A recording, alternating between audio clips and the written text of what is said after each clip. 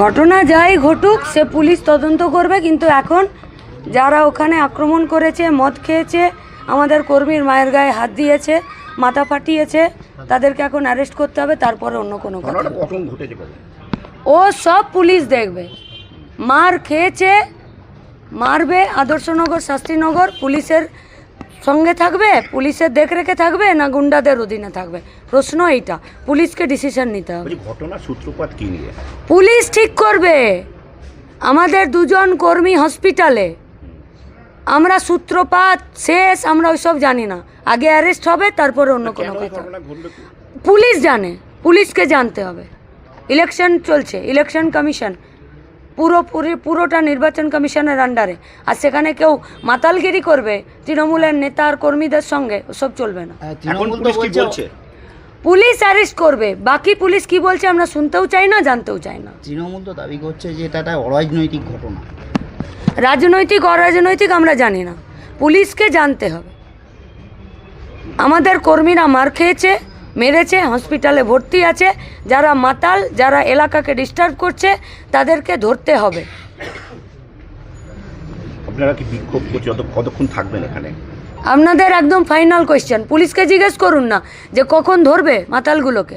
কতক্ষণ এখানেই থাকবেন? আগে পুলিশকে জিজ্ঞেস করুন না। পুলিশ কাজ করবে না আর এখানে সবাই ঘেরাও করে বসে থাকবে।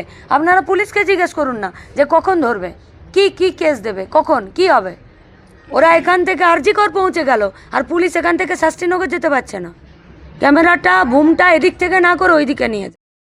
পশ্চিমবঙ্গের হুগলি জেলার অন্তর্গত আদর্শনগর বিধানসভা কেন্দ্রের সিপিআইএম প্রার্থী মীনাক্ষী মুখার্জি অভিযোগ করেছেন যে নির্বাচনী প্রচারের সময় তার কর্মীদের ওপর নৃশংস হামলা চালানো হয়েছে।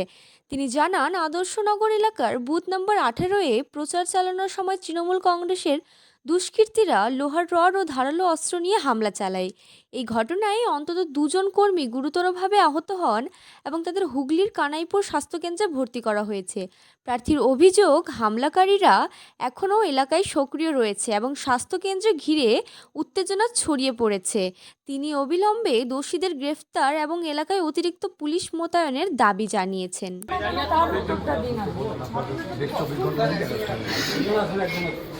অ্যারেস্টটা কি হবে? এতক্ষণ কি করছিলেন?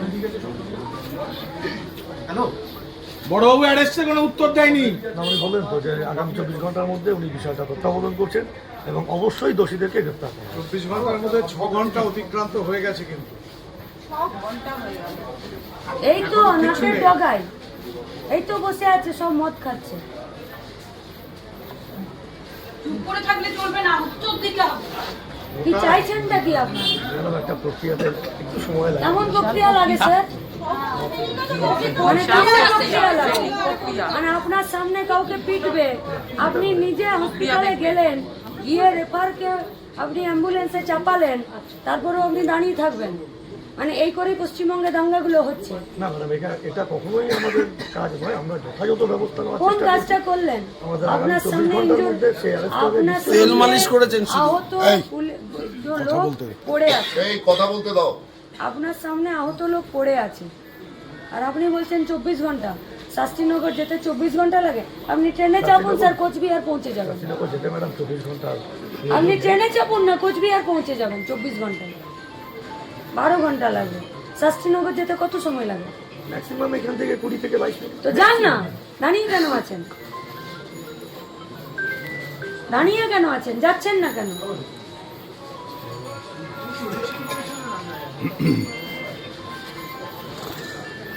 রেখেছেন নাকি? বন্ধ হয়ে যাবে না? তাহলে কালো টাকাগুলো আসবে কোথা থেকে? মদের ট্যাগ বন্ধ না হলে বউয়ের শাড়ি কিনবে কি করে? মদের ট্যাগ, হাজার টাকা টাকা আছে রাতের অন্ধকারে। নাহলে চলে কি করে?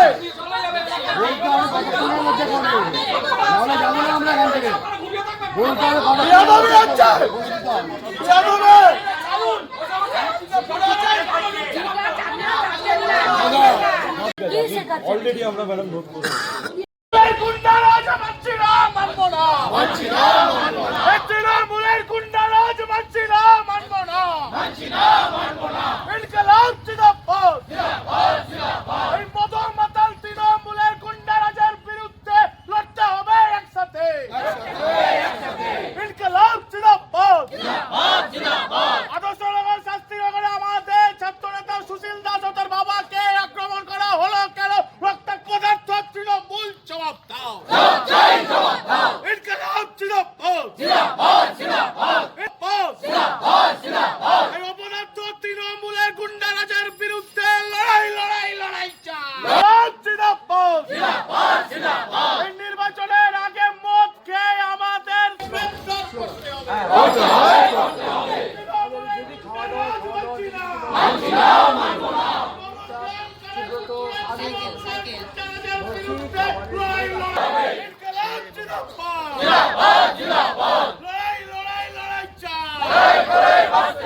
সকালে প্রচার হওয়ার পরে বিকালবেলা সিপিএম এর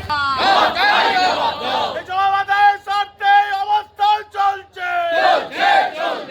ইনকলাব জিন্দাবাদ। অবিলম্বে তৃণমূলের গুন্ডাদের গ্রেফতার করতে হবে। তৃণমূলের গুন্ডাদের গ্রেফতারের দাবিতে থানা ঘেরাও চলছে। তৃণমূলের গুন্ডারাজের বিরুদ্ধে লড়াই চাই।